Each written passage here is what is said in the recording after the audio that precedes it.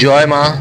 আমার মা, তোমার মা, সবার মা, জয় মা। আপনারা এখন দেখছেন, এটা হলো জগন্নাথ, প্রভু জগন্নাথের রথযাত্রা না, এটা হলো আমার মা তারা মায়ের রথযাত্রা। এটা প্রত্যেক বছর রথযাত্রার দিন হয়। এটা মন্দিরে আনুমানিক ওই 4টের সময় এই রথযাত্রা শুরু হয়। এটা পুরো তারাপীঠ গ্রাম টোটালটা ঘোরার পর আবার মন্দিরে পৌঁছায়। আর আরেকটা জিনিস যেটা বলবো, এটা বহু প্রাচীন।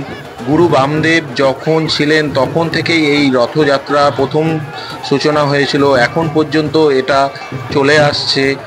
আর এই রথযাত্রায় প্রচুর মানুষের সমাগম হয়। এই জায়গায় মাকে নিয়ে যাওয়া হয়।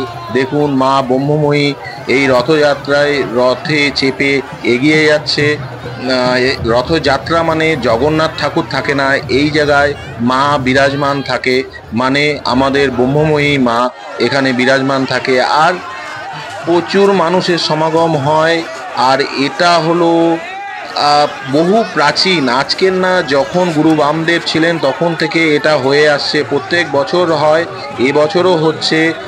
আর এটার জন্য বহু বহু প্রান্ত থেকে মানুষ আসে এই মায়ের রথযাত্রা দেখার জন্য। কেননা মা রানী রাজেশ্বরী মা আমাদের, তিনি এই দিনে তার সারা এই জায়গায় যত প্রজারা আছেন তাদেরকে দেখার জন্য সারা গ্রাম তিনি ঘুরে বেড়ান রথে চেপে।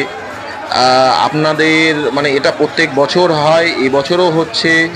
আর মানে প্রচুর মানুষের সমাগম হয়, দূর দূরান্ত থেকে এই দিন মানুষ আসে মাকে দর্শন করার জন্য। আর এই রথযাত্রা উল্টো রথের টাইমেও হয়। আর সবাই মিলে বলুন, আমার মা, তোমার মা, সবার মা, জয় মা।